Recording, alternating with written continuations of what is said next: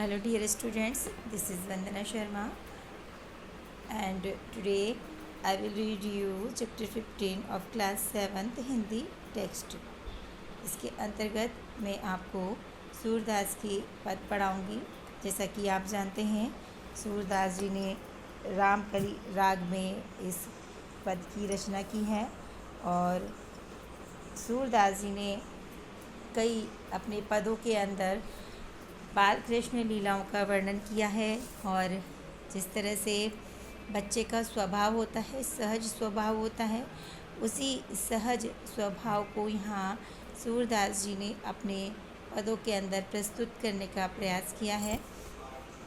किस तरह से जो है कृष्ण भगवान जो हैं दूध पीने से आनाकानी करते हैं और किस तरह से फिर माँ जो है उनको प्रलोभन देती है।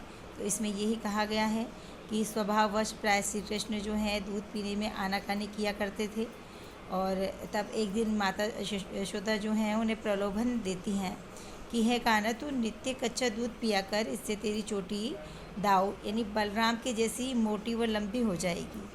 तो अपनी माँ के कहने पर जो है कृष्ण भगवान दूध पीने लग जाते हैं और जब बहुत समय बीत जाता है तो और उनकी चोटी नहीं बढ़ती है तो कृष्ण भगवान जो हैं वो समझ जाते हैं कि माँ ने ज़रूर मेरे साथ मुझे दूध पिलाने के लिए कुछ न कुछ जो है छल किया है मेरे साथ में। तो वो बड़े परेशान होते हैं और माँ से पूछते हैं कि तू तो बोल रही थी कि दूध पीने से मेरी चोटी बढ़ जाएगी बलराम भैया जैसे, लेकिन अभी तक तो मेरी चोटी बढ़ी नहीं है।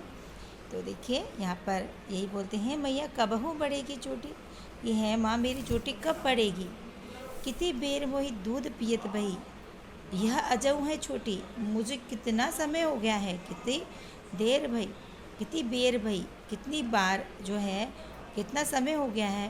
कितनी बेर का मतलब है कितना समय हो गया है, मोही यानी मुझे दूध पीते हुए, भाई यानी हो गया है। यह अजऊ है छोटी, ये तो अब तक छोटी की छोटी ही है।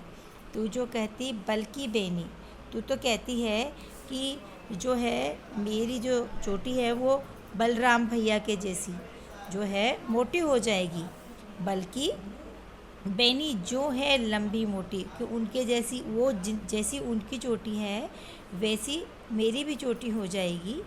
काढ़त गुहत नहावत जे है नागिन सी भूं लोटी, और तू तो इसीलिए जो है मेरी चोटी को काढ़ती भी है और मुझे अच्छे से नहलाती भी है और लेकिन फिर भी जो है मुझे मेरी चोटी को बनाती है, यानी कि मेरे को कंघा करती है, गूंथती है और मुझे नहलाती है, सब कुछ करती है, लेकिन जैसे नागिन सी भूं लोटी, और जो है मुझे नित्य नहलाकर मेरे बालों की कंघों से संवारती है, चोटी गूंथती है जिससे चोटी बढ़कर नागिन जैसी लंबी हो जाए। यही तो कहती है तू कि मैं तेरी चोटी जो है तेरे जो बाल हैं उनको अच्छे से धोऊंगी, फिर उनको काढ़ूंगी, फिर उनको गूँथूंगी तो तेरी जो चोटी है वो नागिन के जैसी जो है मोटी और लंबी और घुंघराली हो जाएगी।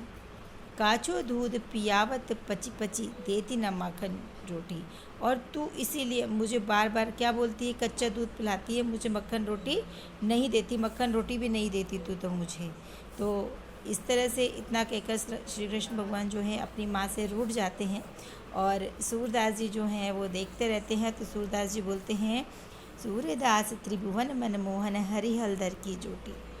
तो सूरदास जी कहते हैं कि तीनों लोकों में श्री कृष्ण बलराम की जोड़ी मन को सुख पहुँचाने वाली है।